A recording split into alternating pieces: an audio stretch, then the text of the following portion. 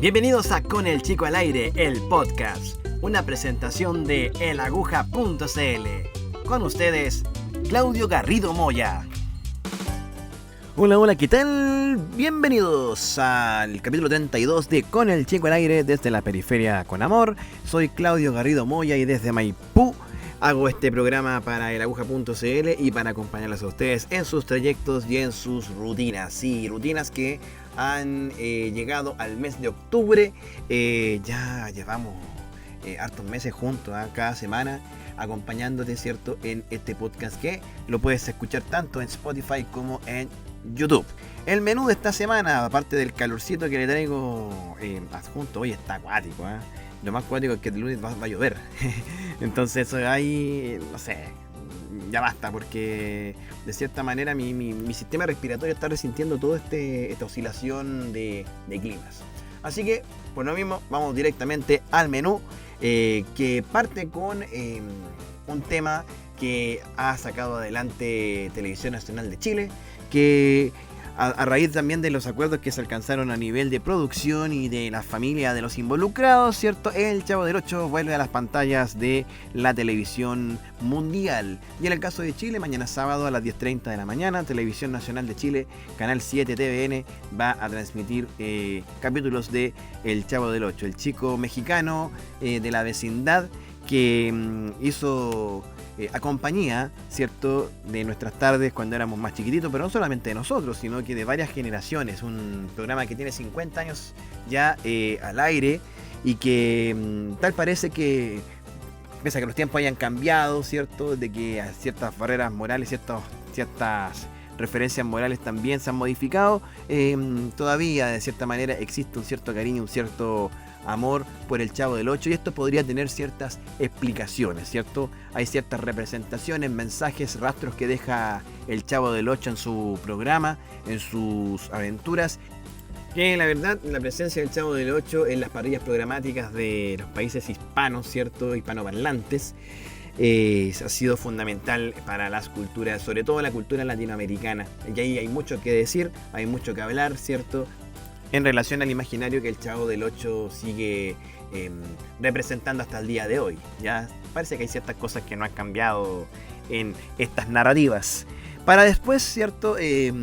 Octubre es un mes que tiene cierta historia con el Chico al Aire y de cierta manera para todo lo que fueron los antecedentes de lo que es este programa, porque, bueno, tiene relación con la banda sonora de Con el Chico al Aire, que en el rigor no es la banda sonora de Con el Chico al Aire, sino que de Donkey Kong Country. En particular el 2 y el 3, vamos a comentar estas exquisiteces musicales que nos ofrece este juego, de la mano de la composición de David Weiss, Evelyn Novakovic y Robin Vinland. Así que vamos a repasar las rolitas más bacanes que tiene este Donkey Kong 2, porque siempre es necesario hacer este tipo de homenajes para escuchar una melodía agradable. Y así como también ha sido agradable la conversación que en este capítulo vamos a presentar con Miguel Vargas Welch, autor maipucino, escritor, a propósito de que va a estar presente junto a Maipú en Letras y todo el lote que somos de esa sociedad, ¿cierto?, en la Primavera del Libro, que en estos momentos está en desarrollo, hoy viernes y hasta el domingo 6 de octubre, así que los vamos a estar esperando. Nuestros libros están ahí. Conoce también a través de Macarena, de Juan y de varios escritores más el trabajo que colegas maipucinos hacen de forma organizada, pero también para que conozcan la diversidad de temáticas y géneros literarios que los libros de Maipú en Letras presentan en el puesto 36 de la Primavera del Libro en el Estadio Nacional, Parque Estadio Nacional, y la entrada es gratuita, así que vamos a estar ahí hasta el domingo. Así que eso trae Con el Chico al Aire esta semana. Espero que disfruten el programa y vamos adelante, siempre desde la periferia con amor. Estás escuchando Con el Chico al Aire, el podcast de elaguja.cl. ¿Quién anda ahí?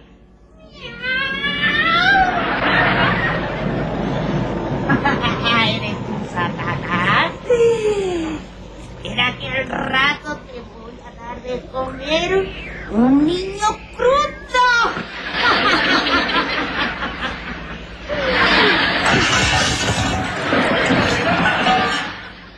¿Quién anda ahí? ¡Otro gato!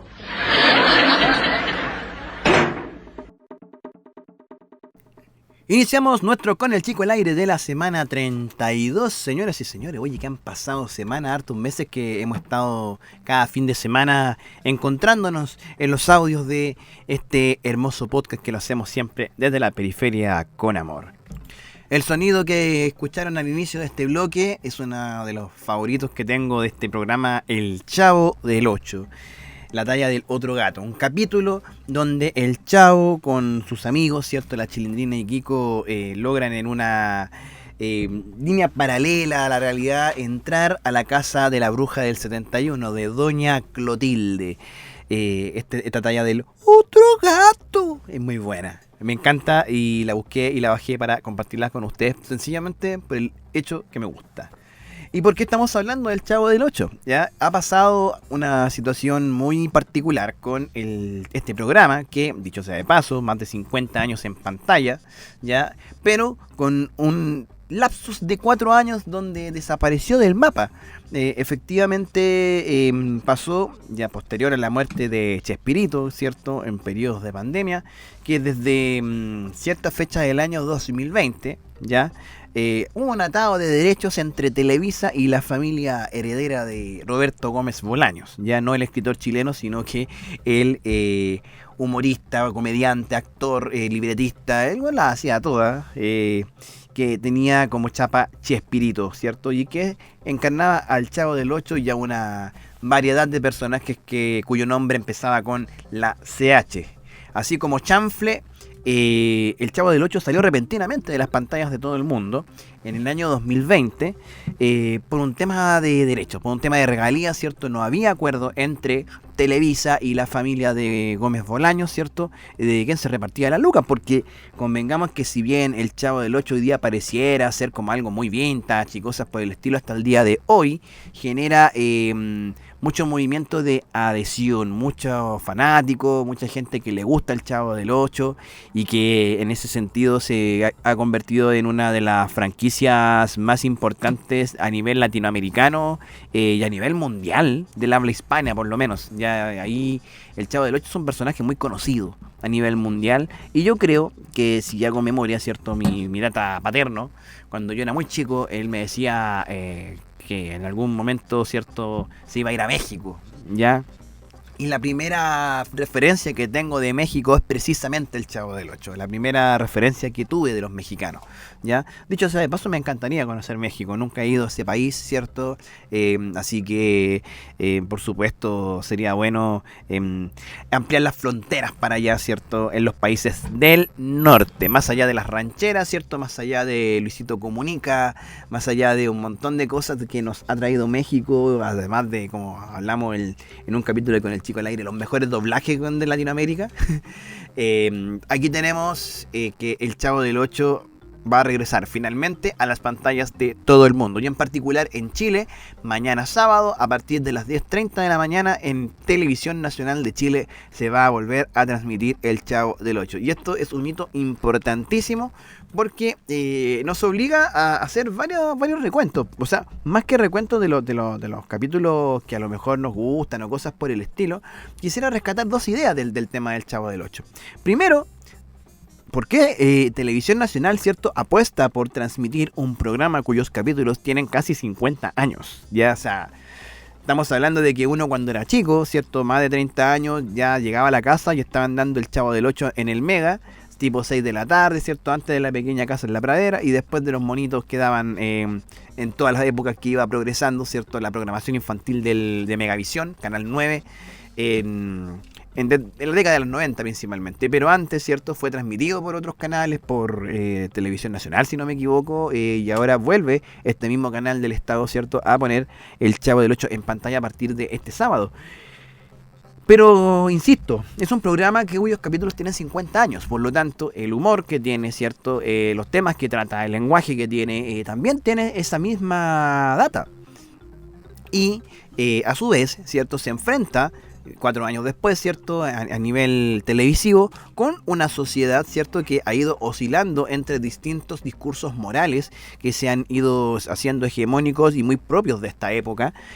Por ejemplo, que de cierta forma una deontología de la sociedad de hoy que, la verdad, podría, ¿cierto?, estar reñida con cosas que muestra el Chavo del Ocho. Y, por ejemplo, ahí estamos hablando de situaciones de body shaming, ¿cierto?, de violencia contra los niños, de hábitos que habían en ese tiempo y sobre todo sexista, que en el fondo da para pensar, pero que claramente, ¿cierto?, hay que colocar sobre la mesa y sobre el contexto. Pero fíjense que la idea de que el Chavo del Ocho vuelva a la pantalla ya es súper relevante porque ha generado expectación de a cierta manera, como cierta situación como, mira qué choro, ¿cachai? Porque finalmente el Chavo del Ocho se vuelve como un producto audiovisual que es casi fundacional, que es casi como de la identidad de Latinoamérica. Y yo creo que podemos partir por dos grandes motivos por los cuales el Chavo del Ocho, a pesar de los 50 años, a pesar de una dura cultura de la cancelación, puede seguir vigente y puede seguir incluso generando las risas de las nuevas generaciones. De hecho, muchas veces en las clases hago referencia a algunas cosas del Chavo del Ocho y los chiquillos, estamos hablando de entre 13 a 17 años, ubican muchas cosas del Chavo del Ocho. Así que vamos a revisarlas. En primer lugar, el Chavo del Ocho trata temas que son profundamente latinoamericanos. ¿Y a qué me refiero con esto? Partamos porque el protagonista es un niño pobre, ¿cachai? Tenemos al tiro, ¿cierto?, este choque de las clases sociales en un contexto, entre comillas, popular. El Chavo del Ocho es un chico huérfano que vive con hambre, que demuestra de cierta forma la pobreza que existe en Latinoamérica, o sea, nos recuerda que hay en todos los países latinoamericanos, ¿cierto?, por muy cosmopolita que sean, por muy desarrollados que se vuelvan, ¿cierto?, en los Santiago, los Buenos Aires, las ciudades de México, los Bogotá, siempre hay un barrio, por lo menos, ¿cierto?, o un sector de la población que va a ser representado por el Chavo del Ocho. Y esto nos recuerda muchas cosas porque de partida pone sobre la mesa este tema de la pobreza y de que hay una desigualdad social que en todos los países, algunos más, otros menos, ya no han erradicado todavía. Por lo tanto, esa idea de que existe gente pobre, de que existe gente rica y gente arribista, ¿cierto?, eso no ha perdido vigencia de ninguna manera, ¿ya? Y existen personajes arquetípicos, ¿cierto?, que van demostrando eso. Partiendo por el protagonista, este Chavo del Ocho, ¿cierto?, un niño de 8 años que vive con hambre y que de cierta forma es apadrinado por una vecindad de vecinos que ahí por lo menos nos hace sentir esa diferencia de que existe una cierta cohesión social pese a que tenemos distintos caracteres, ¿ya? Tenemos a Don Ramón, tenemos a, por otro lado, a Doña Clotilde, que hay cierta complicidad entre ellos, ¿cierto? Un interés amoroso, ¿cierto?, entre Doña Clotilde y Don Ramón, pero también el tema de Doña Florinda, ¿cierto?, que es la típica revista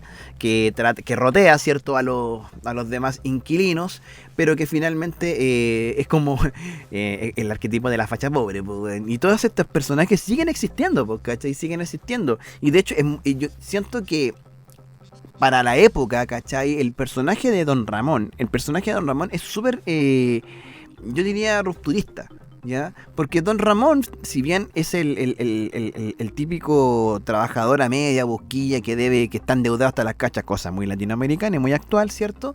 Pero me agrada esta situación de que hace 50 años se planteara el personaje masculino, ¿cierto?, como papá, ¿ya? El papá solo, sin la mamá al lado, ¿ya? Con una chilindrina que ama a su padre, ¿cachai? Y que Don Ramón también ejerce cierta paternidad con el Chavo del Ocho. Y esa situación, ¿cachai?, sale del canon, porque si tú te fijas, ¿cierto?, el canon es que la mamá sea la sola, ¿cachai? Este discurso de no, soy sola, el papá no existe, que es el canon latinoamericano, ¿cierto?, de que el papá de alguna manera es disfuncional a la triada familiar, o que no está, o que se separa, o que engaña, o que no existe, o que es como las weas, ¿cachai? Un montón de cosas. Y esto me acuerdo de haberlo hablado en el expediente Agujón que subí en el 2020, lo pueden buscar en Aguja TV.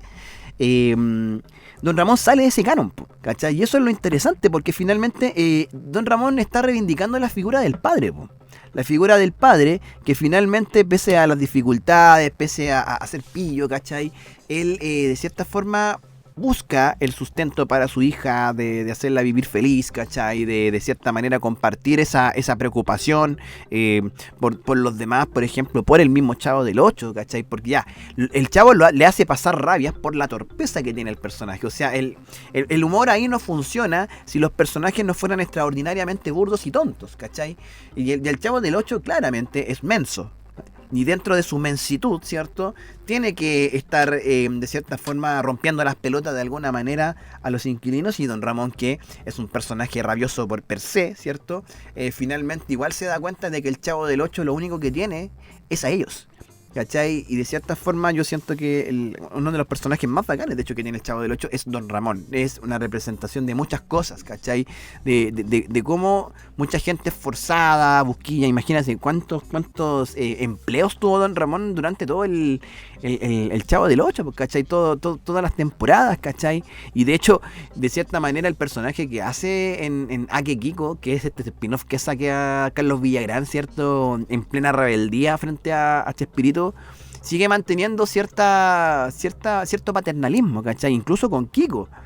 Entonces, bueno, ¿qué corazón más grande tiene ese hombre de Don Ramón, ¿cachai? Que finalmente no tendrá dinero, pero sí tiene la capacidad de poder compartir lo que tiene con lo que está alrededor, ¿cachai? Pero también representando a su vez, ¿cachai? Lo que cuesta de repente poder mantener una vida, pues, ¿cachai? El tema de la cesantía, el tema de la pobreza nuevamente, pero ya siendo un padre de familia, ¿cachai?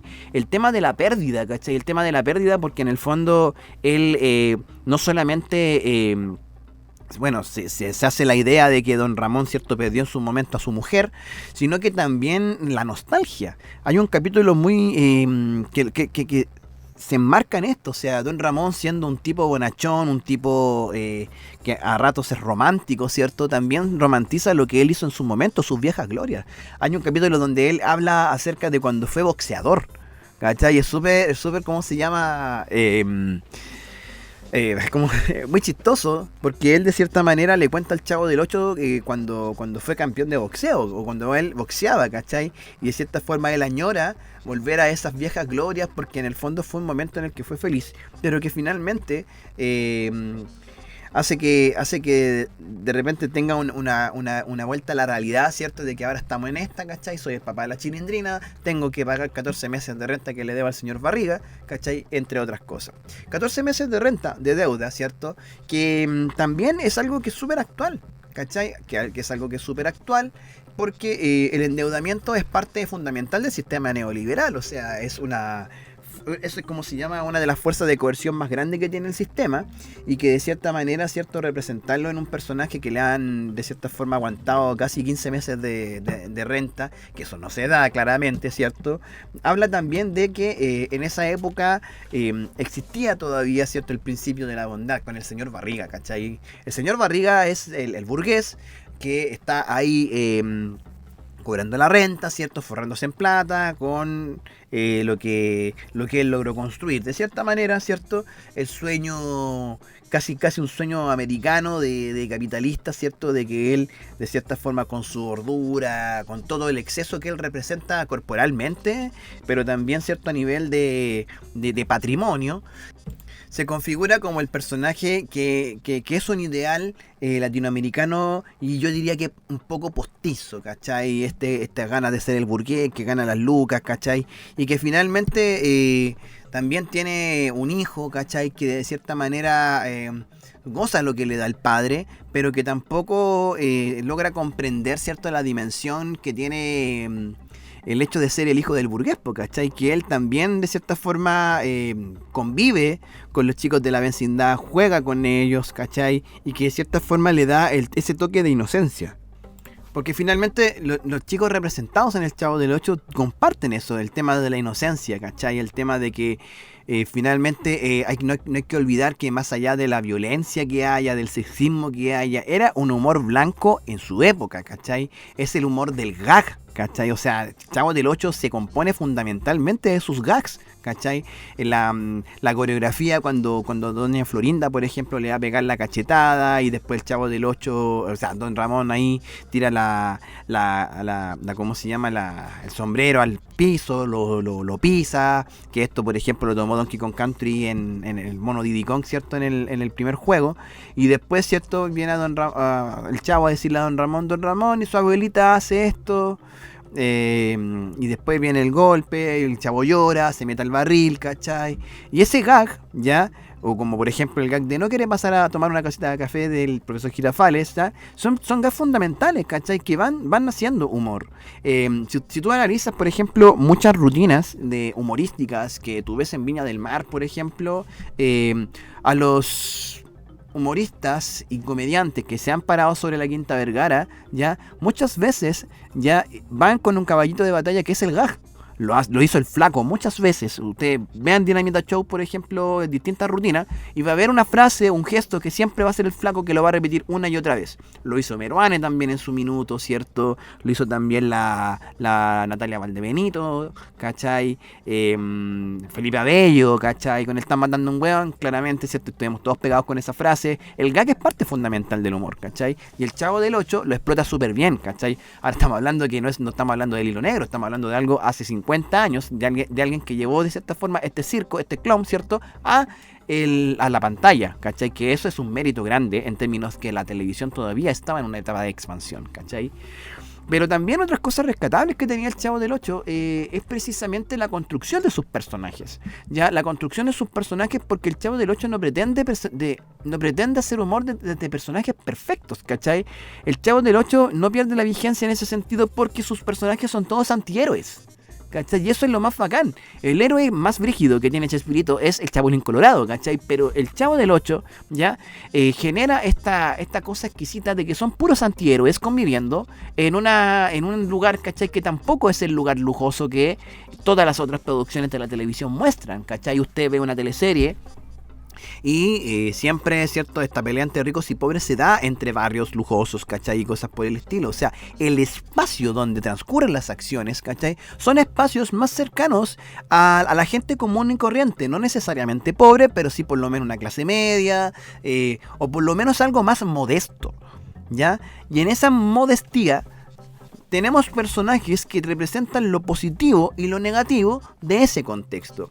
Una doña Florinda que tiene que aguantar la chusma, ¿cachai? Que tiene este tema de ser súper arribista, ¿cachai? Pero que también quiere vivir el amor, ¿cachai? Quiere vivir el amor de forma intensa con el profesor Girafales, que es el tipo bonachón, el profesional, ¿ya? El profesional que más encima es educador y que es súper culto y que tiene la altura, ¿cierto? Para poder tratar los temas de alta intelectualidad y que se convierte en un referente no solamente para los niños, sino que también para los adultos de la propia vecindad, ¿ya?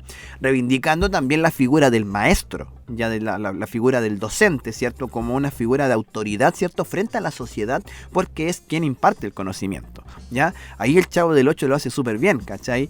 De hecho, siempre ocupo en algún momento de mi trayectoria con los cursos en la clase donde Don Ramón reemplaza al profesor Girafales, ¿cachai? Y claro, como todo profesor siempre enfrenta la resistencia del alumnado, ¿cachai? Que no quiere estar obligado en una sala de clase, ¿cachai? Y que de cierta forma tiene que pasar materia y la cosa fome, ¿cierto? Que tiene para los niños el hecho de tener que ir obligados a estudiar, ¿ya? Sin embargo, Don Ramón, me acuerdo de este capítulo muy bacán cuando habla acerca de qué es lo que significa una calavera. Una clase de comunicación no verbal icónica, weón, maravillosa. De hecho, se me acaba de ocurrir una idea, porque tengo que pasar la materia de lenguaje simbólico en tercero medio y les voy a mostrar ese video, ¿ya? Para que hablemos, ¿cierto?, del lenguaje simbólico. El punto es que Don Ramón, claro, reemplaza al profesor Girafales y mantuvo la atención de los niños por la performance que hace, ¿cachai?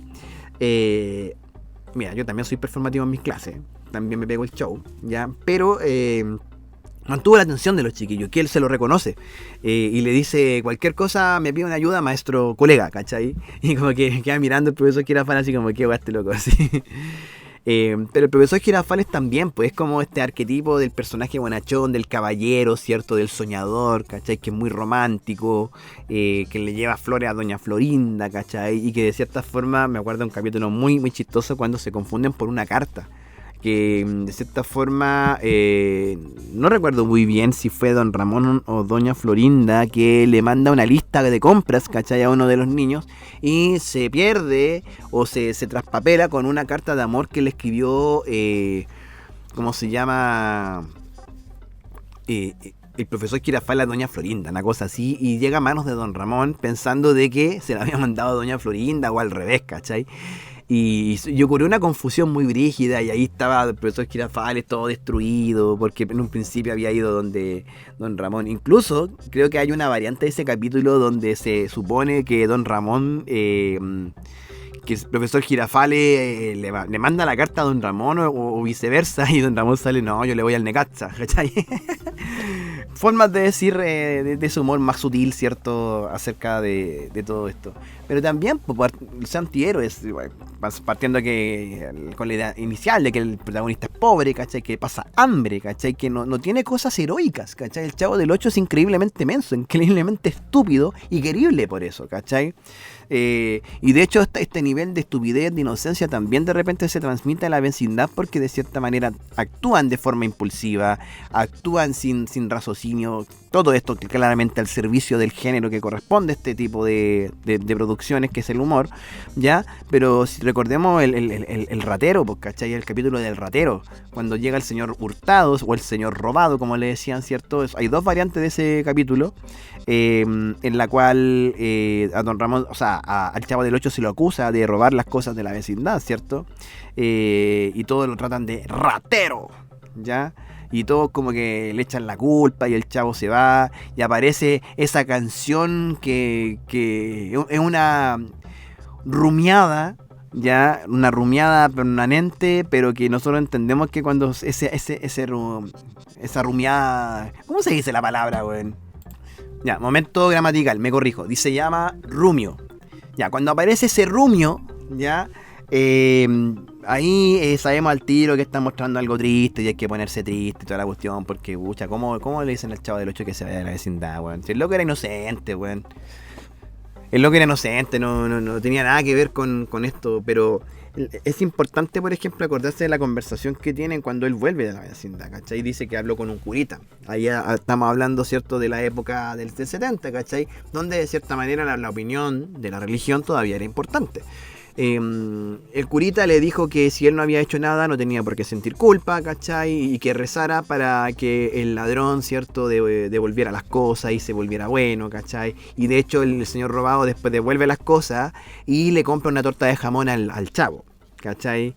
Así que, si tú te das cuenta, hay varias enseñanzas igual que dejan los capítulos, pues, ¿cachai? O sea, es cierto que puede hoy día, y dentro de este mismo antiheroísmo, ¿cachai? Podemos de cierta manera señalar el tema de la violencia porque igual se pasan pegando. O sea, uno de los gags fundamentales del Chavo, weón, son los golpes.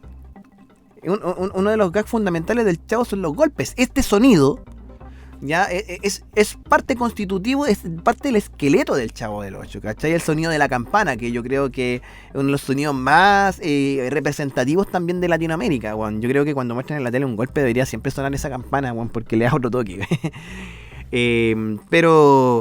Pero también esta misma violencia nos habla de que los personajes, ¿cachai? No tienen por qué ser siempre buenos, ¿cachai? No tienen por qué siempre ser perfectos o políticamente correctos, ¿cachai? Frente a lo que pasa, ¿cachai? Frente a la realidad que están viviendo. Y que de cierta forma, cuando el humor se hace cargo de las cosas positivas y negativas, sin darle una vuelta tan ¿cómo se llama?, moralmente correcta al asunto, ¿cachai? El humor funciona mucho más porque es más auténtico, ¿cachai? Un weón que te rompe las pelotas y que te dan ganas de pegarle un coscacho existe, a todos nos ha pasado y weón, vengan de a uno a decirme a quien nunca le ha pasado y que me venga a dar la charla de la crianza responsable y de la weá y la concha de la lora, weón.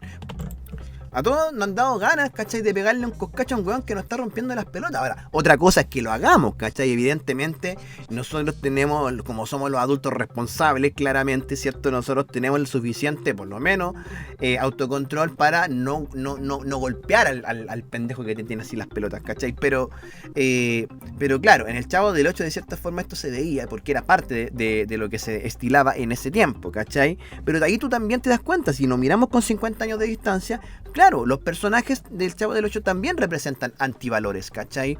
Este tema de ser como Don Ramón en términos de crianza, claro, como así, puta, pero es que usted está haciendo una apología, weón, a pegarle coscacho a los cabros chicos. No, yo te estoy diciendo que en ese tiempo las weas eran así, ¿cachai? Pero no necesariamente, ¿cachai? Por ver el Chavo del Ocho voy a pegarle un coscacho a un cabro chico, ¿cachai? Pero era parte del tema. Los golpes eran parte fundamental de lo que pasaba en el Chavo del Ocho. De lo contrario, ¿cierto? No estaría el gag de cuando el Chavo siempre le pega o a Don Ramón o al señor Barriga o al quien venga llegando, ¿cierto? Le pega con algo, con una pelota, con una resortera, con él mismo, ¿cachai? Porque el sonido de la campanita, ¿cachai? Es la sangre esta wea, ¿cachai? El sonido de la campanita es lo que la está ahí, como se llama, llevando. Aparte que, bueno, no creo que la gente tenga tan poca capacidad crítica para entender de que no es que agarrar a coscacho a un cabro chico por deporte, pues, weón, ¿cachai? Así que, bueno, yo por lo menos no lo hago, ¿cachai? No le pego a nadie, pues, weón, menos siendo profesor. No voy a tratar así a mi estudiante y ustedes como bien saben no seré padre, así que por lo menos no van a saber de mí pegándole coscacho a ningún pendejo, ¿cachai? Por muy reventada que me tengan las pelotas. Ahora sí me reservo el derecho de putear mentalmente en esos casos. Pero, ¿qué otro tema de antihéroe? Estamos hablando también de Doña Clotilde, ¿cachai? De Doña Clotilde que es la representación del rechazo, ¿cachai? De que es una persona que tiene un corazón muy grande con Don Ramón, claramente, y que tiene un interés sexoafectivo, weón, muy fulgurante por ese hombre.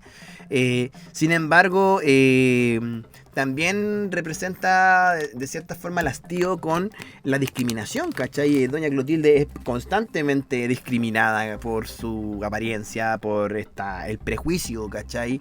Y que los personajes sean prejuiciosos también habla de cómo es Latinoamérica, también es una representación de lo que ocurre.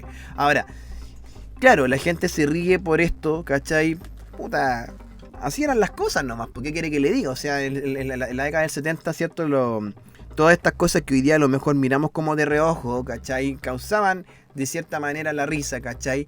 Pero de cierta manera también hemos aprendido y hemos adquirido herramientas para decir ya, ok, en este mundo, en esta representación, ¿cachai? Puede que sea chistoso, pero después, ¿cierto? En la vida real hay cosas que ya sabemos que no tenemos que replicar, ¿cachai?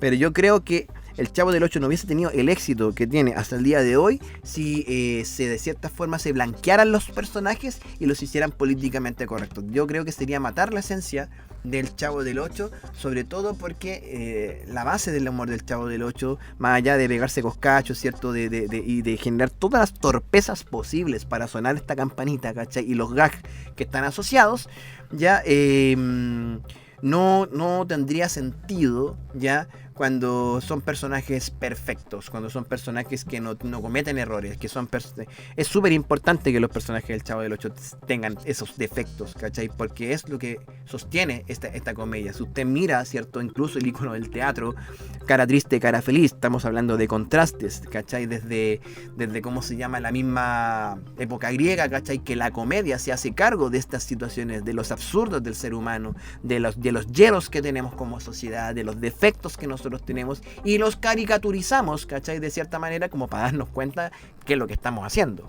Es por eso que larga vida al Chavo del Ocho, larga vida a Chespirito en el otro mundo, ya, y bacán que podamos tener la posibilidad por último de recuperar de manera legal la posibilidad de poder ver el Chavo del Ocho en televisión, ¿cierto? Aunque claramente los streaming hacen lo suyo, YouTube, los rescatadores de video y todas esas cosas que mantienen vivo el patrimonio, aunque a las grandes empresas de derechos no les guste, ¿ya? Así que, bueno, TVN, 10:30 de la mañana, este sábado, vuelve el Chavo del Ocho. Coméntame qué te parece el Chavo del Ocho, si es que viste algún capítulo, si es que hay algo que favorito, si es que hay algo que me faltó y que a lo mejor lo podemos ver en otro capítulo, ¿ya? Pero bienvenidos a la bonita vecindad nuevamente, junto al Chavo del Ocho. Esto es Con el Chico al Aire y vamos con el siguiente bloque en pocos segundos más.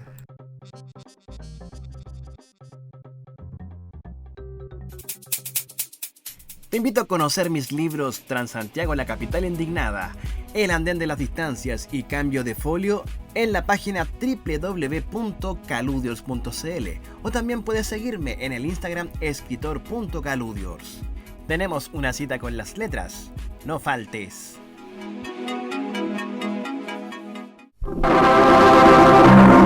Marambio Producciones y Claudio 1998 presentan La Copucha de Marambio. Séptima temporada. El día de hoy, 19 de noviembre. Un programa para compartir en este día, para hacer todo un programa familiar de todos los requisitos para que usted se divierta. Un buen programa en una pequeña radio, Marambio AM, que lo ayuda en todas partes.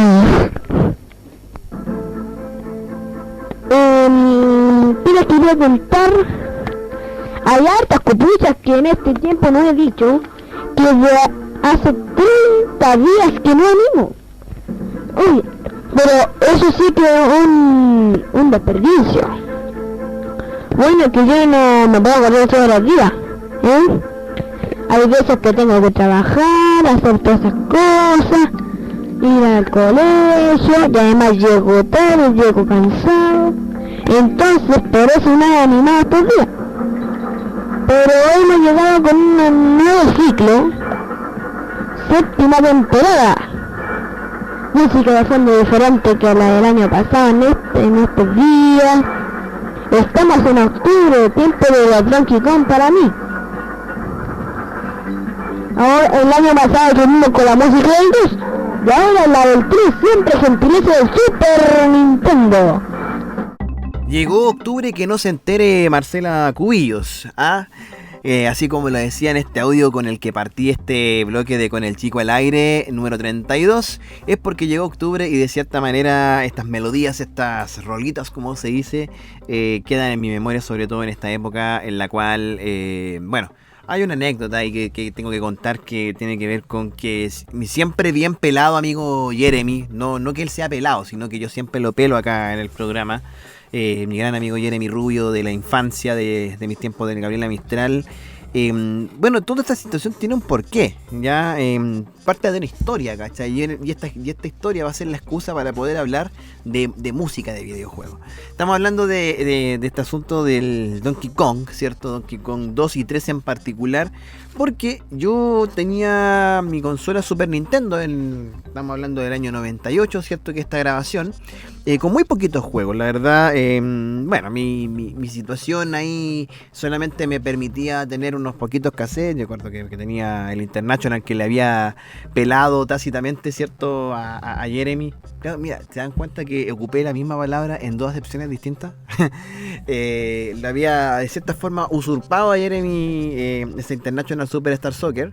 Tenía en ese tiempo el Donkey Kong 1, ¿cierto? El Donkey Kong Country. Y también un Super Mario All Stars, ya con el Mario World. Yo creo que esos eran los tres cassettes que tenía, ya de forma fija, que eran míos, ¿cachai? Todos los demás, todo lo que jugué después, ¿cierto? Fue prestado, ¿cachai? Y Jeremy era la persona que me prestaba los cassettes recurrentemente. Y pasaba mucho que en esta época de octubre, Jeremy me prestaba los dos Donkey Kong, el 2 y el 3.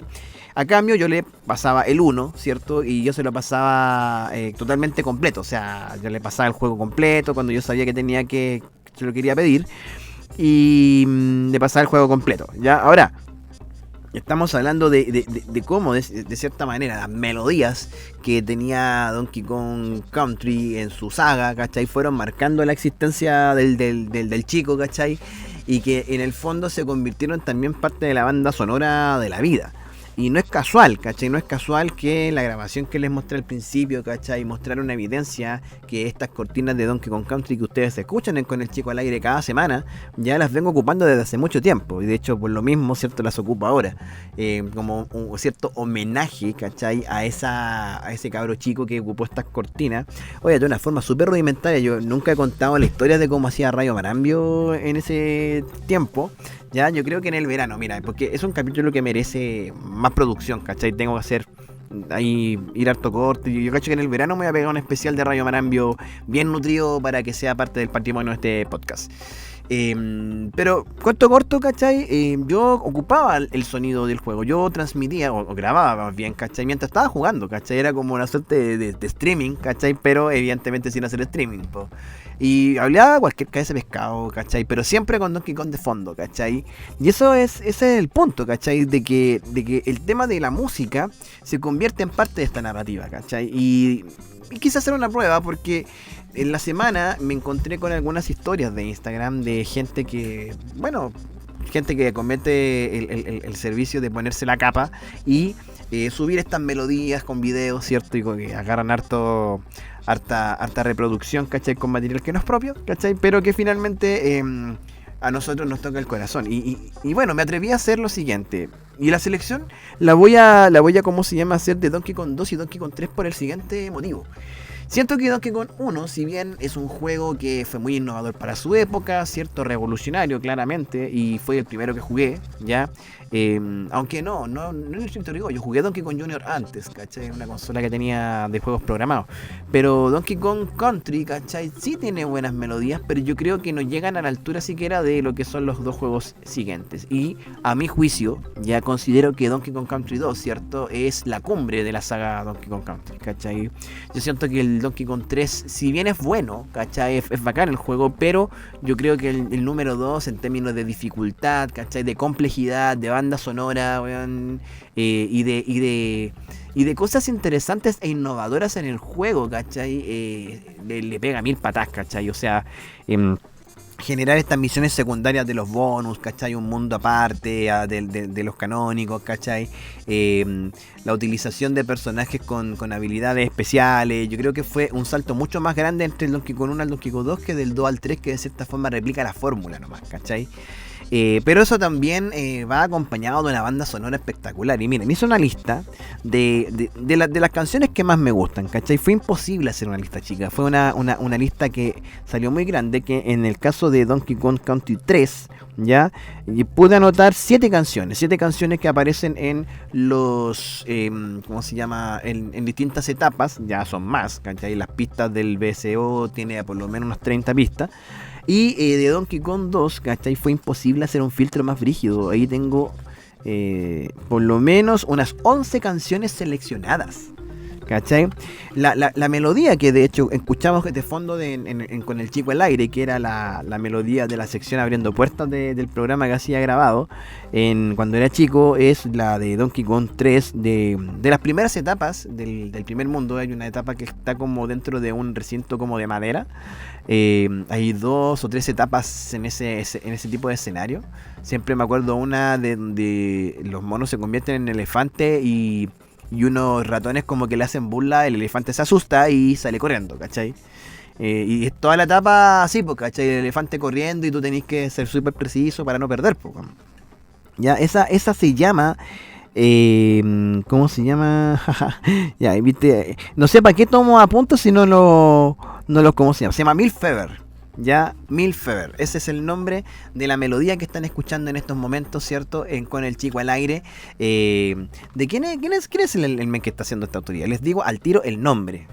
Bueno, en el caso de Donkey Kong 2 estamos hablando esencialmente de David Wise. Él es el hombre que estuvo detrás de esas pistas maravillosas que hemos escuchado en ese juego Donkey Kong Country 2, que de hecho anduvo por acá, por Chile, el año pasado. Aquí se fue a presentar en el Movistar Arena en el Festival Gamer City el año pasado. Royce también, ¿cierto? Es el compositor de la música Aquatic Ambience de Donkey Kong 1, ya la que está en el agua y que es como súper piolita, súper relajada, así. Esa canción que es icónica. Pero también tuvo participación en Donkey Kong Country 3 junto a Evelyn Fisher, compositora también británica, que estuvo participando, ¿cierto?, en la composición de las pistas musicales, ¿cierto?, de Donkey Kong Country 3 y también de Donkey Kong Country 1, también con Wise y con Robbie Bidland, ¿ya? También tuvo participación en otros juegos más, como Donkey Kong 64, entre otras cosas, pero ya con muchas más personas entre medio. Así que esos son los genios que nos trajeron acá estas melodías que nosotros no podemos olvidar. Hagamos una pequeña basada, ¿cierto? A ver si en un pequeño ratito podemos hacer un homenaje a estas rolitas, porque la verdad de las cosas es maravilloso escucharlas. Por ejemplo, vamos a Donkey Kong Country 2, que yo creo que es el supremo, weón, es el más pulento de todos.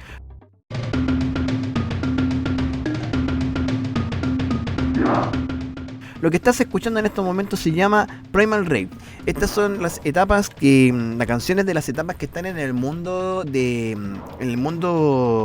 oculto, ¿cachai? Eso que tenéis que conseguir monedas para poder acceder, y cada 15 monedas se te desbloquea una etapa, y aparte que tenéis que desbloquearla también junto con los mundos que vas pasando en el mapa principal, ¿cachai? Cada mundo, a partir del segundo, tiene un servicio donde cual hay un mono grande, ¿cachai? Con un mazo como un palo grande, ¿cachai? Que te cobra 15 Creme Coins para poder pasar a esta etapa especial, que la función que tiene, ¿cierto? Es que tú puedas conseguir todas las monedas de K, ¿cachai? No más que eso, ¿cachai? Que como completar el juego con la colección de monedas de K.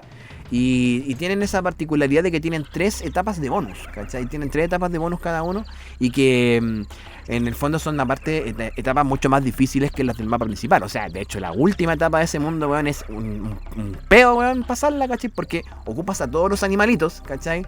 Y es como también una carrera contra el tiempo, weón.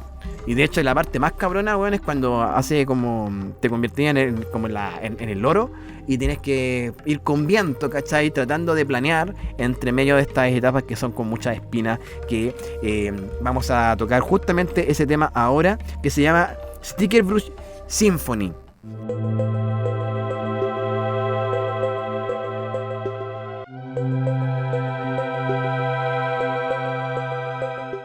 Yo diría que uno de los temas más bellos que tiene Donkey Kong 2, ¿cachai? Que me encanta escucharlo de forma sinfónica. En otra ocasión también lo coloqué, ¿cierto? Como parte del cierre de Con el Chico al Aire.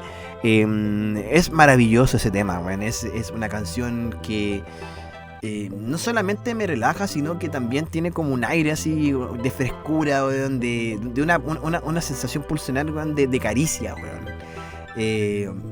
Y aparte que no sé, las notas, la subida, las bajadas, weón, me generan mucho placer, weón. Y mucho placer, mucho relajo, ¿cachai? En contraste a un tipo de etapas, weón, que son definitivamente las más cabronas que tiene Donkey Kong 2, que son estas etapas donde vas dentro de un pasadizo que está lleno de espinas, ¿cachai? Que los monos no pueden pisar el suelo, salvo en algunas partes donde hay unas tablas, y que más encima son etapas tediosas porque son laberintos de barriles, ¿cachai? Son laberintos de barriles, entonces, bueno, etapas de mierda, ¿cachai? Pero con una canción preciosa, ¿cachai? Como también tenemos otra canción preciosa que es la canción de Snowbound, ¿cierto? La canción de Snowbound, que es la canción que se presenta en las etapas de hielo. Las etapas de hielo, y que yo en las transmisiones de Con el Chico al Aire de pandemia ocupaba como cortina antes de iniciar las transmisiones. Ya, es la que está sonando ahora. Y son las etapas de hielo. Esa lentitud que tiene, ¿cierto? Da la sensación de encierro también, ¿cierto? Dentro de un iglú, ¿ya? Y la verdad es que es una muy, muy bonita melodía, ¿ya? Se llama Snowbound, y que aparece en estas etapas en el penúltimo mundo, ¿cierto? Antes de llegar al mundo donde está el jefe final, que tiene esta canción.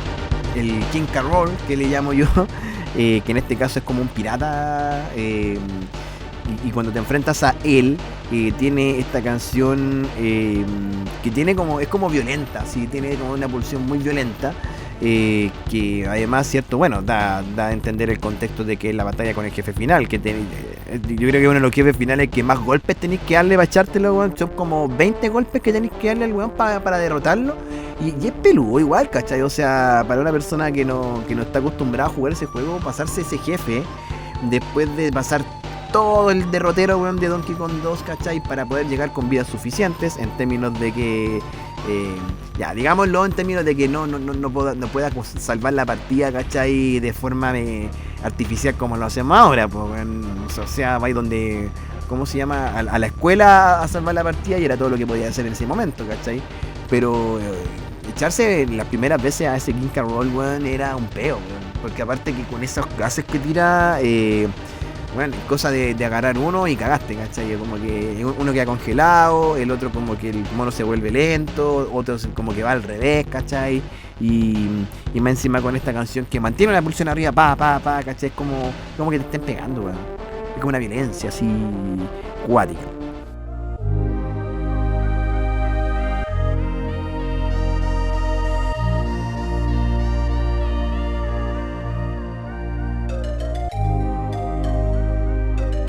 Hay un mundo en particular, que es el mundo quinto, que es un mundo como encantado, el mundo de los fantasmas. Y hay dos canciones de este mundo que son bastante bacanas. Una que me gusta mucho, que también tiene esta cosa de música calmada, música pacífica, música piola, que es Forest Interlude, ya de las etapas exteriores del mundo 5, en la cual aparecen como estas cuerditas que son fantasmas, que tú puedes escalar, pero tenés que hacerla corta para que se apagan, de cierta manera se desaparecen, ¿ya? Y tiene esta melodía que es bastante bonita, me encanta esa,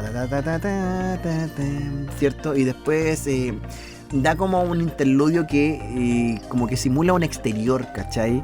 Y después tiene también una parte como donde termina el loop, ¿cachai? Donde de cierta forma se desplaza, ¿cachai? Esta canción y que en el fondo va dándole un buen final, como en estos momentos lo estamos escuchando.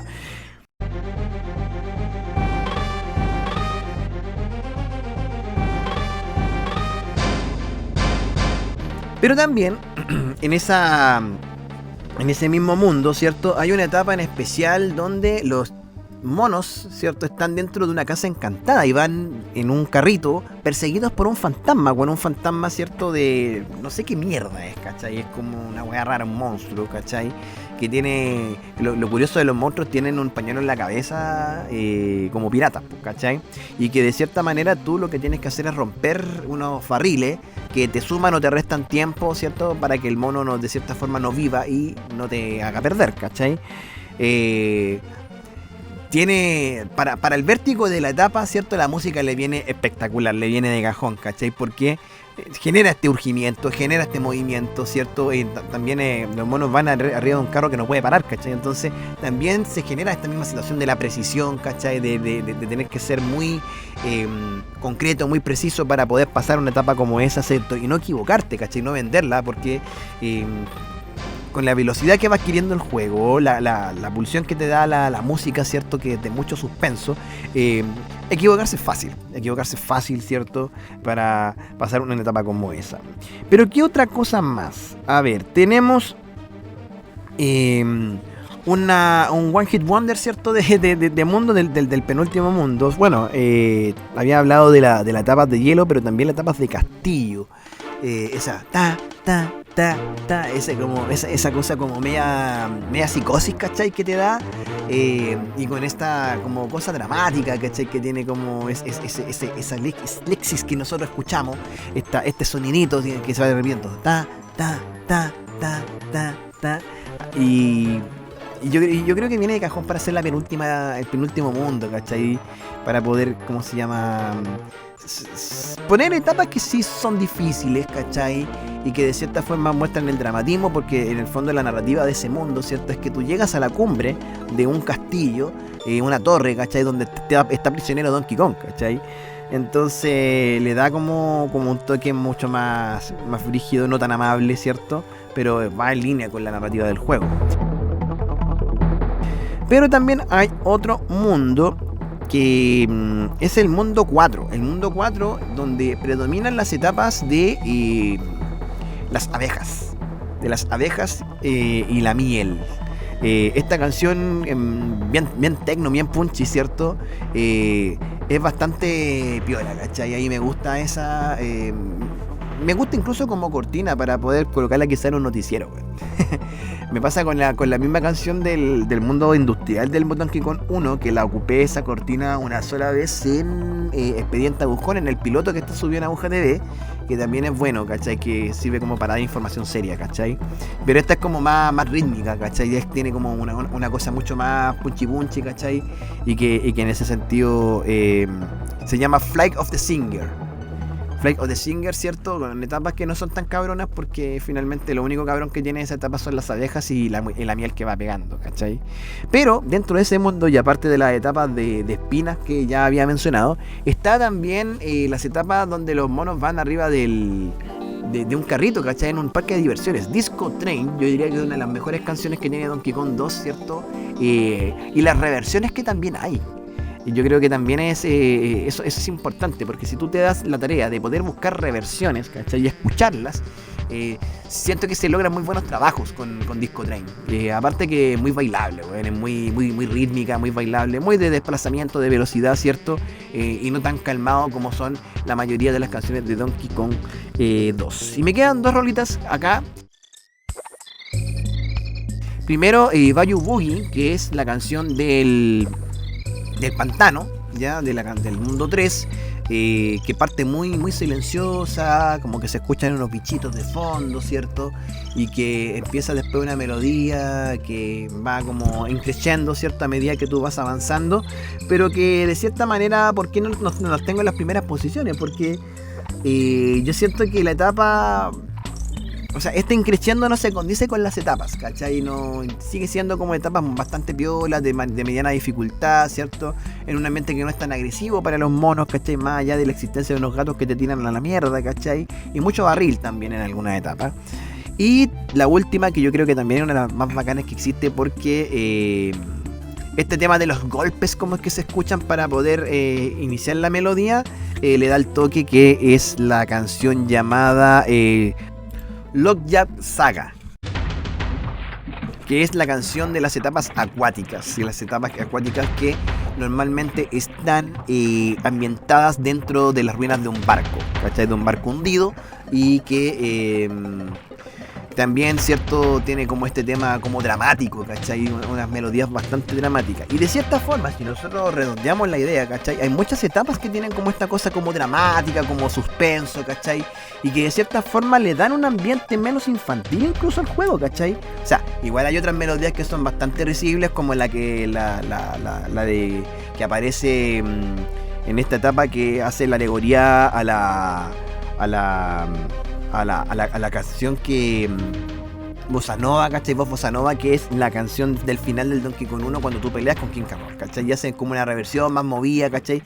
Pero es como muy caricaturesca, ¿cachai? Que es como que desentona con el resto del juego, ¿cachai? Pero claro, había que hacer una etapa que de cierta manera saliera un poco de esta tensión permanente que te genera Donkey Kong Country 2, de este ambiente sombrío, porque digámoslo, o sea, la temática del juego, ¿cachai? Va por ahí la narrativa de los piratas, de esta cosa oscura, ¿cierto? De esta cosa que de cierta manera... Partamos por la base de que todo parte de un secuestro, ¿cachai?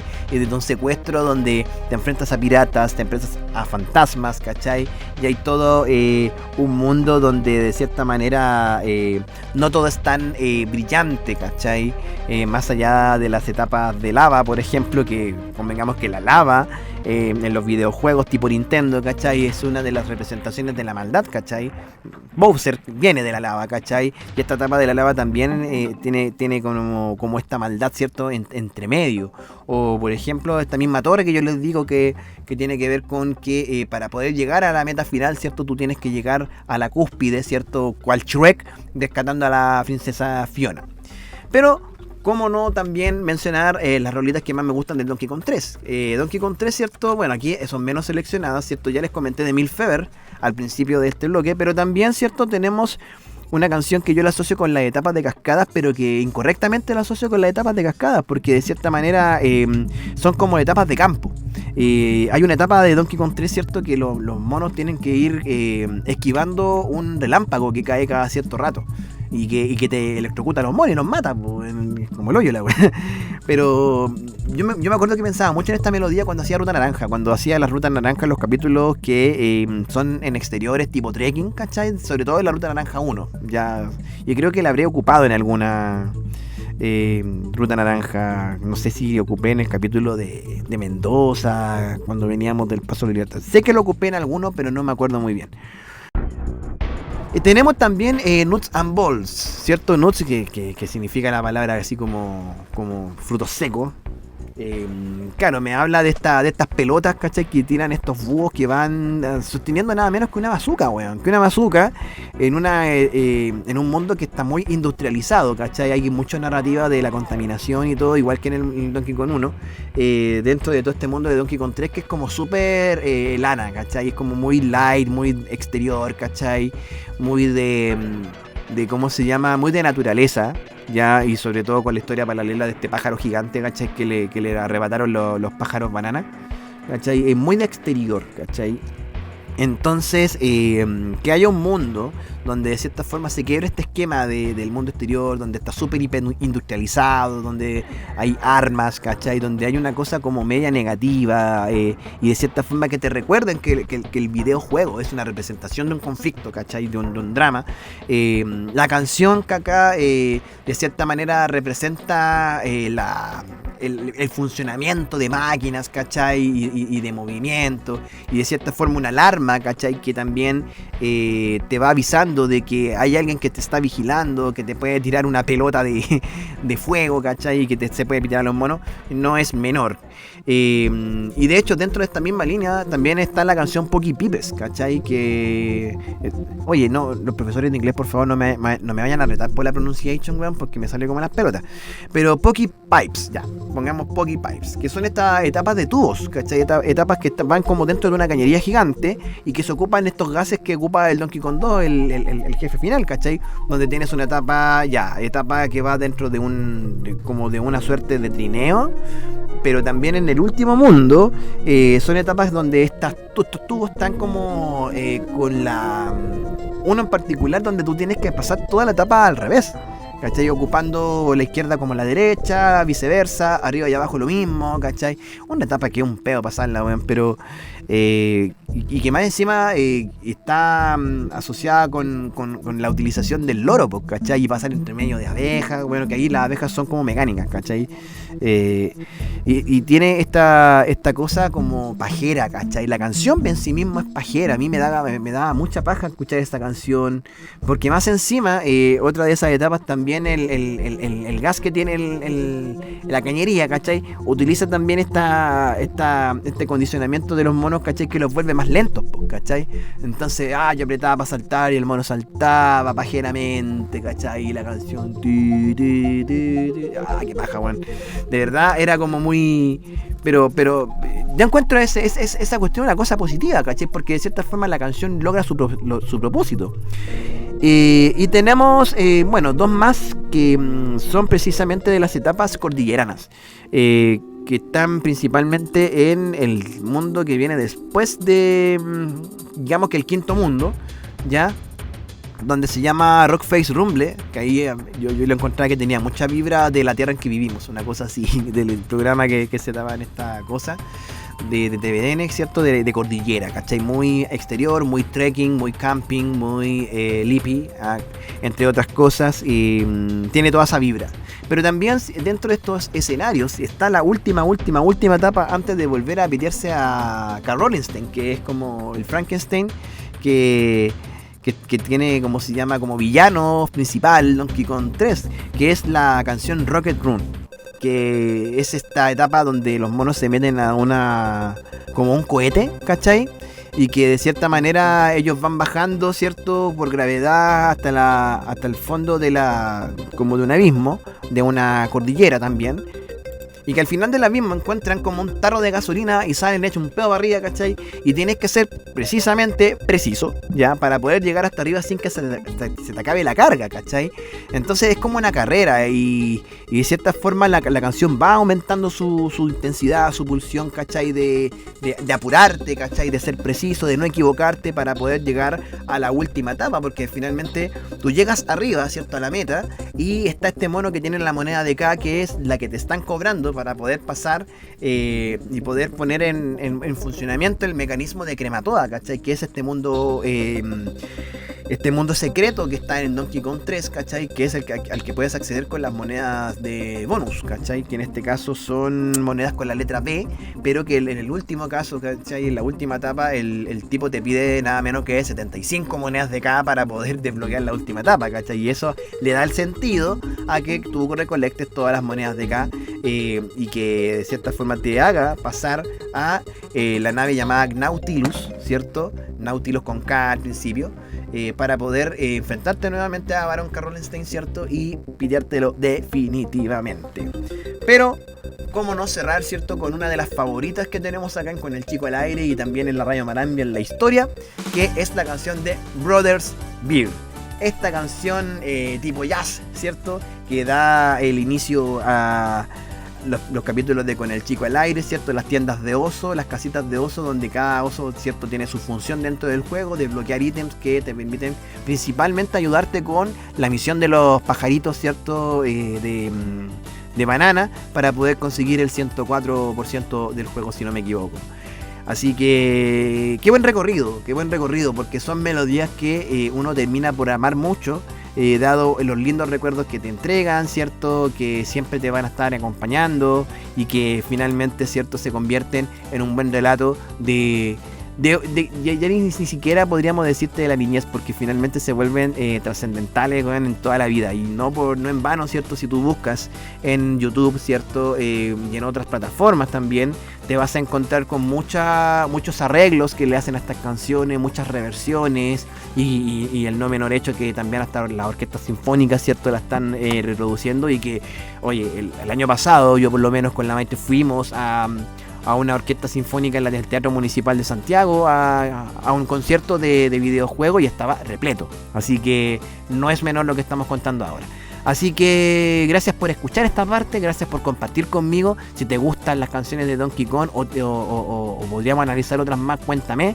Dejo el compromiso de hacer el especial Radio Marambio para el verano, ¿cachai? No me voy a comprometer ahora porque todavía estamos en clase, todavía estamos con una rutina bastante intensa, pero si hay apoyo de ¿cómo se llama? De la comunidad agujona, vamos a trabajar por eso. Así que si es así, déjame el comentario en el Spotify o déjame el comentario en el YouTube, ya, para que esto se haga realidad, porque hay que tener motivación también, porque, ¿cachai? Los monos no llegan al final de la etapa solamente con existir, sino que hay que apretar, ¿cierto?, las teclitas para poder avanzar, y eso me pueden ayudar ustedes. Así que, bueno, aquí los dejo con esta historia de las rolitas de Donkey Kong, para pasar a la entrevista con Miguel Vargas Welch, el autor del Espejo de Indra, que van a estar en la primavera del libro, y aquí les vamos a contar más de qué se trata. Sigan adelante en Con el Chico al Aire, desde la periferia con amor. Comparte este podcast en tus redes sociales y síguenos en el Instagram elaguja.cl. Continuamos con el Chico al Aire, desde la periferia con amor. Estás Con el Chico al Aire, desde la periferia con amor. En este capítulo número 32 tengo el honor de presentar a un gran colega escritor, miembro de la Asociación de Escritores de esta sociedad Maipú en Letras, que va a estar presente a partir de hoy viernes en la primavera del libro. Así que para que vayan a ver los libros de todos mis colegas y sobre todo de quien les voy a presentar, Miguel Vargas Welch. Bienvenido a Con el Chico al Aire. ¿Cómo estás? Hola, Claudio Garrido, muchas gracias, muy buenas noches. Aquí estoy presente, atento a sus preguntas y a lo que quiera el público. Miguel, tenemos el placer de conocerte justo en un contexto donde estás a puertas de presentar un segundo libro, que sigue una saga que hace 2 años comenzaste, que es El Espejo de Indra.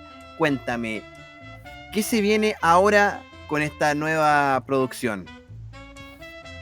Bueno, en este segundo libro de la saga El espejo de Indra, cuyo título es Bajo un cielo de auroras, es la continuación de uno de los cuentos del primer libro, que es como la introducción o precuela de los que vienen.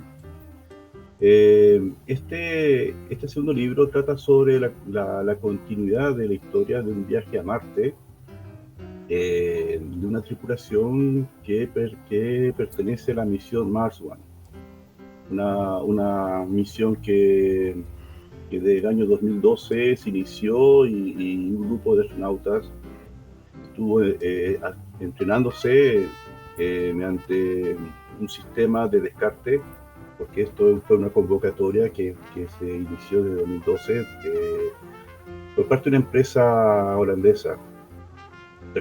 Esta convocatoria participaron como cerca de 200.000 personas postulantes, y de los cuales 4 tripulantes van a ser los que van a hacer el primer viaje, de los cuales son de este libro, y otros 3 viajes posteriores cuyo fin se trata de un viaje al planeta Marte solamente de ida. O sea, es decir, van a sentar las bases de una civilización y se las van a tener que ver por sí mismos. Oye, qué interesante, porque de cierta forma es lo que en algún momento pretendemos como humanidad hacer en alguna instancia, pero leyendo un material que tú me enviaste, hay una situación muy interesante que me gustaría que ahondáramos un poquitito, porque claro, estamos hablando de viajes a Marte, viajes al espacio, pero no podemos separar el espacio del tiempo. Y este espacio-tiempo, ya en tus obras, ¿cierto? El espejo de Indra y el que viene ahora, estamos hablando de líneas de tiempo alternas que van en líneas paralelas. A ver, ¿cómo se va construyendo, cierto, estas dimensiones paralelas que además tienen una relación entre sí, una correspondencia? Bien, esa es una de las temáticas que centra esta trilogía, que comienza en el primer libro, en la que trata de que una mente, aquí ya estamos entrando ya más en filosofía budista, porque es el contexto de la saga, una ciencia ficción budista. Una mente, en un momento dado de la historia, del tiempo, al tomar decisiones, siempre esa decisión puede tomar distintos caminos, distintas alternativas. Sea cual sea la decisión que tomes, va a ser como una línea de tiempo paralela que va a ser como la continuidad de la decisión que tomaste. Por ejemplo, una bifurcación, si eliges camino A o B, se van a abrir 2 líneas de tiempo en la cual una elegiste camino A y otra elegiste camino B. En este caso, son 2 líneas de tiempo que en algún momento del tiempo, que podría haber sido perfectamente alguna vida anterior, se separaron 2 tiempos alternos, de la cual con el seguir del tiempo y las siguientes vidas y existencias, estas mentes o estas almas son como uno el espejo de otro, porque en sí es el reflejo de una mente base, una mente raíz. Entonces estos reflejos, como estos 2 fragmentos de mente, se separan y cada uno sigue un rumbo distinto y sigue un recorrido, vida tras vida, en la cual convergen tanto, en este caso, 2 personajes que serían Luis y David. El personaje de David es un joven universitario que en el tiempo presente tuvo un trauma familiar. Mataron a su padre, era chofer de micro y lo asesinaron unos delincuentes. Entonces eso lo marcó de por vida.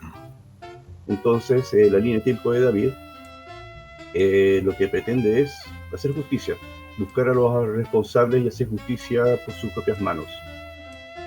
Y al no conseguirlo, en este caso lo que consigue hacer es defender a los choferes de micro como si estuviese ayudando a su propio padre. Entonces se hace como una especie de héroe anónimo y empieza a desquitarse con los delincuentes cada noche cuando algunos de ellos intentan asaltar una micro. Y ese personaje que tú me cuentas que se convierte en este héroe urbano tiene una correspondencia con un personaje beta, ¿cierto? Que corre por carril. Exacto, y el personaje B sería Luis, que también en su propia línea de tiempo postura a un concurso Mars One para viajar a Marte. Decide abandonarlo todo para meterse en este concurso y resulta que sale seleccionado. Viaja a Estados Unidos, a la NASA y se entrena junto con otros también seleccionados que van a ser la primera tripulación. Y el cuento del primer libro comienza desde que ya la nave, o sea, el cohete, de Starlink, no, perdón, de SpaceX, un Falcon 9 despega llevando al espacio una nave, una Dragon, que se va a acoplar a la estación espacial y de ahí se va a conectar con otra nave que han estado construyendo, que es la que los va a llevar directamente a Marte. Y bueno, sí, viajan primero hacia Luna, da un giro para gran impulso y por medio de el arrastre gravitacional llegan a Marte. Aterrizan en Marte y ahí se asientan. Hasta ahí termina el primer cuento. Y el segundo libro es la continuación de esta historia en la cual ya asentado en Marte, empiezan a trabajar en las misiones y las tareas que le tenían encomendado, que en sí consiste en preparar Marte para los siguientes colonos que vienen, porque tienen que construir unas cuevas y unos asentamientos para en sí albergar los futuros colonos. Pero resulta que ocurren algunos problemas en el tiempo, porque hay una tormenta solar provocada por un evento estelar que sería como un estallido de rayos gamma, algún fenómeno celeste que una estrella empieza a expulsar de una forma muy violenta, chorros de energía, rayos gamma, y esto impacta al Sol. Una forma de radiación. Claro, esta radiación impacta al Sol y el Sol acelera su actividad. Y esto hace que se genere una tormenta solar sin precedentes y que que afecta en sí a todo el sistema solar, golpeando tanto la Tierra como a Marte. Entonces, esto provoca que se corten todas las líneas de comunicación, mueren todos los satélites, todas las líneas de conexión y quedan a la deriva, quedan a su suerte. Asimismo, en la Tierra también la pasan mal, porque ahí se quedan sin energía eléctrica, se quedan sin luz, sin nada. Así que, bueno, es una tragedia por ambas partes. Exactamente, y bueno, y le da también un poco de sentido a esto de buscar vida fuera de la Tierra, eso que se ve en el libro El espejo de Indra, bajo un cielo de auroras. Ahora, acuerdo, termino. Ahora, ¿cuál es el nexo que une estos dos personajes? Es que como son parte y pertenecen a una conciencia base, esta conciencia base necesita corregir, hacer prevenir un problema que se va dando en una de estas dos personas, en estas dos vidas paralelas, en la cual podría significar un problema en el desarrollo espiritual de uno de ellos, y que en el fondo puede repercutir en todas las mentes alternas que se hayan generado en el transcurso del tiempo, porque no solamente David y Luis son dos mentes alternas. A lo largo de la vida y de las vidas se generan muchas bifurcaciones y muchos realidades alternas se separan para tener rumbos y líneas de tiempo paralelas. Por lo tanto, si lo vemos de ese modo, podemos tener millones, incontables versiones de nosotros en realidades paralelas. Y son todos al mismo tiempo, o sea, son cosas que están pasando de forma simultánea, decisiones, entre otras cosas. Miguel, bueno, ya que estamos hablando de espiritualidad, ¿cierto? Y el mismo título, ¿cierto? Hace referencia a una supradeidad prácticamente de la mitología budista, hinduista, ¿cierto? Cuéntame, profundicemos un poquito en Indra. ¿Por qué Indra? ¿Por qué esa lección y le da el nombre a tu libro? Bien, Indra es una deidad hindú que el budismo se apoyó para explicar sobre la interdependencia. Y aquí explico de qué se trata. Hay una frase de Alan Watts que lo explica muy bien. Que hay una telaraña en una mañana de rocío. Esta telaraña puede contener miles de gotas de rocío. Si tú te acercas a una de esas gotas, en cada gota vas a ver el reflejo de las gotas de las demás que existen en la telaraña. Y en el reflejo de ese reflejo vas a ver el reflejo de las demás, y así exponencialmente. Entonces, ese fenómeno explica en sí la interdependencia que tenemos con nuestros actos, porque cuando una persona, sea voluntario o involuntariamente, comete una acción, sea en cuerpo, sea en palabra o incluso mentalmente, va a generar un efecto que en sí ya no lo controlamos. Ese efecto impacta en terceras personas. O también en el mundo físico. Si tú pateas una pelota, esa pelota va a rebotar y ese efecto, como la ley de Newton, va a generar también reacción y así en cadena. En el aspecto personal, todas las personas, todas las mentes que interactúan con otras generan también ese efecto, un efecto de propagación en cadena, en la que si tú, por ejemplo, conversas con alguien, le das un consejo, ese consejo le va a servir a esa persona y va a generar un impacto. Por lo tanto, esa persona que en sí le sirvió o no le sirvió tu consejo, se lo puede dar a una tercera y una cuarta y así. Por lo tanto, tu efecto, tu causa generó un efecto inmediato, pero ese efecto sirve de causa a múltiples efectos, a muchas causas. Entonces, ese efecto expansivo de cadena se aplica tanto en lo que es en el budismo, que es de interdependencia. Cada acción que tú realizas va a generar un impacto no solamente en ti, sino en todos quienes están en contacto contigo, y ese impacto va a generar como efectos colaterales en terceros y cuartas personas. Por lo tanto, lo que vemos en esto es cómo, por ejemplo, en la mente, en algún momento, al tomar una decisión o alguna instancia, se bifurca en varias mentes de acuerdo a cómo va tomando decisiones y qué camino, qué rumbo va tomando. Entonces, continuamente, así como, por ejemplo, lo explicaría algunas teorías de universos paralelos, cada acción, o sea, cada decisión, bifurcación se convertiría en un universo paralelo, con una línea de tiempo independiente. Entonces, en sí, el espejo de Indra, como título, explica un poco cómo es ese fenómeno cuando uno vemos el reflejo dentro de una gota en una telaraña, para ver como reflejo de las demás gotas. Y ese es el grado de alcance que tiene la interdependencia.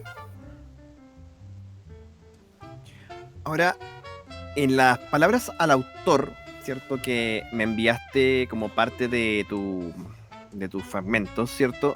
Dices una frase que dice así: Esta ficción trae algo más que una historia, está dedicada a aquellos lectores de ciencia ficción, quienes además también gustan practicar el Dharma.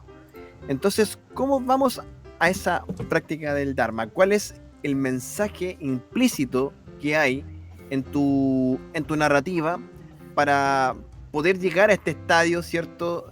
Tanto de acción, tomando en consideración el tema de las consecuencias, de la interdependencia, de que finalmente todo lo que tú estás haciendo, ¿cierto? De cierta manera altera, pero también puede reponer el equilibrio de las cosas. Bueno, lo que pretende esta novela, ciencia ficción, en sí explicar un poco cómo funciona, cómo funcionan las cosas, como se explica en el Dharma, los fenómenos de interdependencia o la impermanencia, pero de una manera más didáctica, más amena. Porque en sí la filosofía budista es en sí compleja, no es fácil de asimilar, no es fácil de digerir. Pero en una novela de ciencia ficción o una narrativa basada en esto lo hace más entendible y más asimilable, tomando como ejemplos el día a día y el actuar de sus personajes. Ahora, para poder llegar a esta conjunción entre ciencia ficción, ¿cierto? Y budismo, ¿cuáles fueron tus influencias? ¿Desde dónde te agarraste? ¿Cuáles fueron tus primeros trazos? ¿En qué te basaste? ¿Cómo se fue armando este mundo del espejo de Indra, primero en tu cabeza, en tu mente, ¿cierto? Para después llevarlo a la escritura. Bueno, estaría sobre decir que me he formado en el budismo desde por lo menos hace unos 10 años atrás. Y voy escribiendo también, bueno, he escrito cuentos, cosas muy diversas desde hace ya 15 años atrás, pero fue antes de publicar que en sí me dio el incentivo o me dio el propósito de escribir el poder explicar esto, que en sí también es una forma de difusión, pero también una forma de entretener. Y es una motivación muy fuerte porque en sí no se sabe si un día voy a poder seguir escribiendo o quizá me muera, no sé, pero en el fondo es como una enseñanza, un legado que quiero dejar por lo menos en vida, para que después en un futuro, si vuelvo a nacer, yo mismo me puedo leer. Claro, ahí hay una cosa significativa, porque estamos hablando finalmente de una cierta trascendencia, ¿cierto? De cómo, de cierta manera, el conocimiento nosotros lo vamos masticando, lo vamos resignificando, adecuándolo a nuestros contextos, ¿cierto? Y que finalmente es una forma de dejar huella. Sí, la idea es que, como todos, como ser humano, tenemos una vida corta y ni siquiera sabemos si vamos a llegar a viejos o vamos a llegar a nuestras capacidades por mucho tiempo. Pero en sí nuestro tiempo es bastante corto y lo trascendente de una vida es que hay que aprovecharla para obviamente hacer el bien, ser una buena persona, pero también para formarse, para abrir los ojos y conocer lo que es la realidad. Entonces, el tiempo en sí es muy valioso como para perderlo, sea navegando redes sociales o incluso, no sé, por el ocio del día a día, cuando en sí solamente nos llegamos a preocupar de nuestras propias existencias cuando ya estamos viejos, cuando ya no estamos en los últimos días. Y el resto, el 90% de nuestra vida la dedicamos a dormir, a comer, al ocio y a muchas cosas que en sí, si bien contribuyen a nuestra supervivencia, poco tiempo nos da para pensar y aprender de nosotros mismos. Y eso también, claro, da una suerte de receta, por decirlo de algún modo. No estoy siendo 100% preciso como quiero, pero una forma, un camino para poder llegar a la virtud, a lo virtuoso, ¿cierto? Sí, y hacer que tu vida valga la pena y no sea una pérdida de tiempo. Claramente, el sentido de la existencia, una pregunta filosófica claramente que es muy clásica, pero que nunca deja de estar vigente.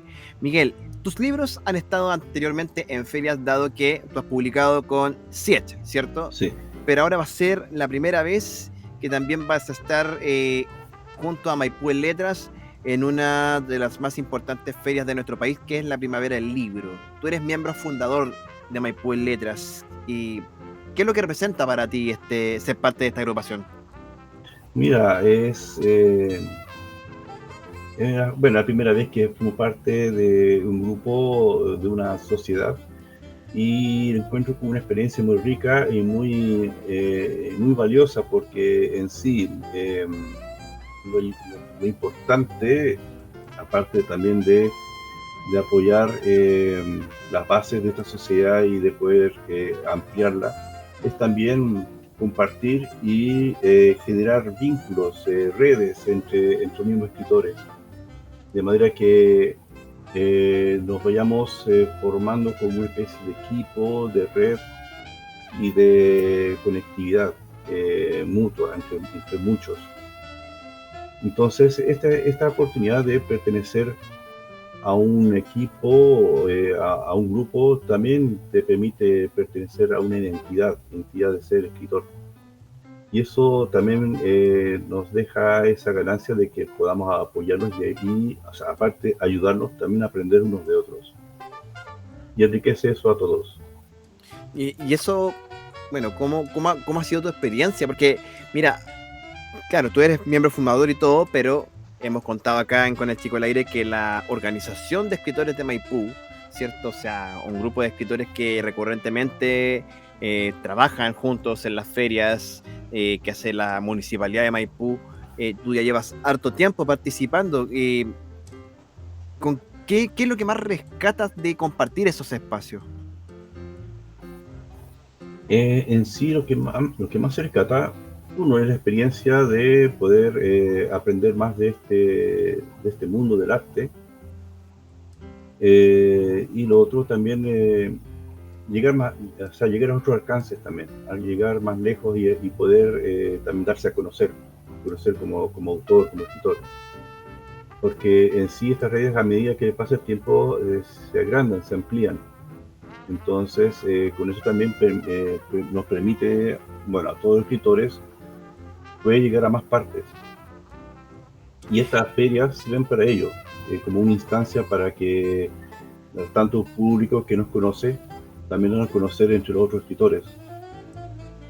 Miguel, y bueno, tú me comentabas fuera de grabación que te dedicas a la informática, eres programador, ¿cierto? Estás en un área de trabajo que es, en un principio, alejada de lo que es la literatura. Entonces, ¿cómo tú hiciste el camino, primero, para reconocerte como escritor, ¿cierto? Y segundo, para poder convencerte de publicar? ¿Cómo llegaste a Siege, por ejemplo? Y finalmente, ¿cómo empezaste tu camino? Esto es súper interesante. Sí, mira, con el primer libro, yo varios de esos cuentos lo he participado en concursos desde el año 2004, 2005. Y bueno, el primer cuento gané un premio, entonces eso me incentivó para seguir escribiendo. Pero llegó un momento que ya junté como ya 3 o 4 cuentos y lo dejé estar. Pasaron tiempo, me quedé a mi trabajo, a otros proyectos, pero llegó un momento en el cual ya en tiempo de pandemia me puse a pensar, bueno, ¿qué hago con todo esto? Porque en sí se puede perder el tiempo, o sea, si no lo conoce nadie se pierde, queda en anonimato. Entonces decido convertirlo en una antología. Entonces, como eran cuentos, algunos eran cuentos conexos y otros no, lo que hice fue generar como un hilo conductor en todos estos cuentos. el último cuento de este primer libro, en el fondo lo que hago es converger todos en este universo que se arma como este rompecabezas. Y el lector se da cuenta de ello, porque aquí es donde, en el final del libro, es cuando convergen todas las historias y todas las tramas. Y esto me dio lugar para escribir el segundo libro, en tipo pandemia, que sería como una continuación del viaje a Marte, como te había contado. Y ¿qué viene después? Bueno, inicialmente lo había publicado en Amazon como autor-editor, pero no iba a llegar a público, o no iba a ser de una manera rápida. Y por otro lado también mi trabajo necesitaba ser pulido, porque claro, como escritor novato, obviamente los primeros trabajos no van a ser los mejores. Por lo tanto, busqué una editorial que me pudiese apadrinar en esto. Consulté con una y con otra, pero no llegó a nada. Así que llegando a Siege, sí le interesó mi propuesta y seguimos con publicando ese primer libro y ahora este segundo. Y bueno, ya tengo un tercero listo para con el que termina la trilogía del Espejo de Indra. Oye, eso, Miguel, te quería preguntar. Bueno, tenemos primavera, viernes, sábado, domingo, pero después vienen más cosas para el escritor Miguel Vargas. ¿Qué es lo que se viene en las próximas semanas incluso? Bueno, lo que se viene va a ser mi lanzamiento. Eso, bueno, va a haber una presentación de mi libro en la biblioteca de Maipú, el 2 de noviembre a las 12 horas, así que están invitados todos, en la cual voy a explicar y analizar más a fondo sobre la temática de este segundo libro, Bajo un cielo de auroras. Se viene también un lanzamiento que todavía no hay fecha, y posteriormente, bueno, más ferias van a venir, como por ejemplo la Furia del Libro o la Feria Internacional del Libro también, que a ver si estamos presentes. Y bueno, y se vienen más sorpresas, pues, por ejemplo, cuando ya se publique el tercer libro y otros más que estoy escribiendo. Bien, entonces tenemos harto Miguel Vargas para llegar a esta trascendencia, a la virtud. Siempre es un aporte tener un camino más que podemos recorrer con el modelaje de alguien que ha investigado y alguien que ha hecho una propuesta de cómo llegar a esa misma virtud que estamos hablando. Miguel, te quiero agradecer por este contacto, por esta entrevista. Han sido casi media hora de conversación en la cual hemos hablado, ¿cierto?, de tus motivaciones, pero también de lo que viene. Y larga vida al Espejo de Indra. Muchas gracias. Y nosotros continuamos con las palabras al cierre de esta edición de Con el Chico al Aire desde la periferia con amor. Estás escuchando Con el Chico al Aire, el podcast de laguja.cl. Ay, llegaron las palabras al cierre de este Con el Chico al Aire, y porque volvió la carraspera, vamos de vuelta al propóleo. La primavera está golpeando la puerta, en realidad ya estamos en plena primavera, ya llevamos la primera quincena de esta etapa del año y los efectos ya se hacen sentir. Ha sido la bienvenida de vuelta a los estornudos, a el aumento del flujo de mucosidad, ¿cierto?, en las fosas nasales, todas ese tipo de cosas que no son precisamente agradables de decir ni de contar, pero que son parte de nuestra vida en primavera. Así nomás las cosas, ¿cierto? Cerramos Con el Chico al Aire número 32 contando algunas cositas que han pasado en la semana. Mira que la teleserie, ¿cómo se llama? De los audios de Marcela Cubillos y un montón de cosas, no ha dado mucho material esta semana, andan bastante fome. Sí salió algo bastante pequeño, muy random, ¿cierto?, de Irina Canamanos, acerca de unas platas que devolvió a esta fundación Procultura, que está cuestionada en el caso Convenios, ¿ya? pero me llama la atención la forma en cómo se reaccionó aquí. La verdad, hay una diferencia que hay que hacer notar. Porque la ex pareja del Prezi al tiro tomó el toro por las astas y no hizo nada mejor que pescar las cartolas y tomen, revisen la cuestión, revisen todo lo que sea necesario. Así que nada, pues, ¿cómo se va a cachar la diferencia de gente que se quiere esconder frente a esto? Cuando alguien que no tiene, yo supongo, nada que tener que ser, asumir antes de ser declarado de cualquier manera, ya, bueno, pasa las evidencias al tiro y colabora con la justicia como tiene que ser, sin hacerse el weón, sin guardar silencio. Yo creo que frente a situaciones donde pones en riesgo tu integridad, sobre todo habiendo sido una figura pública, hay que dar la cara. Ahora, eso sí, eso no implica necesariamente, ¿cierto?, de que estamos absorbiéndola de antemano, pero es muy necesario, sobre todo como están las cosas hoy día, que todo se aclare y se aclare a la brevedad. Así que bien ahí, Irina, con tu jugada. Pero vamos a esperar, ¿cierto?, las resoluciones de la justicia, porque esto responde solamente a que la PDI encontró sospechoso de que Irina Caramano, después de haber tenido un sueldo de Procultura, ¿cierto?, lo devuelva o devuelva plata para allá. Y eso lo encontró potencialmente sospechoso. Ahora, más que eso, nada más, la verdad, que ha salido a la luz, ¿cierto? Y que, bueno, yo siento que si hay que hacer justicia, bueno, que la justicia haga lo suyo, ya, que se haga la investigación, que se declare la culpabilidad, ¿cierto? No estamos hablando de montos grandes tampoco, ¿cierto? Son como 3 o 4 transacciones por 900 lucas, pero no deja de ser, ¿cierto? Porque la búsqueda del empate siempre está al acecho, sobre todo de cómo está el debate político hoy día, ¿ya?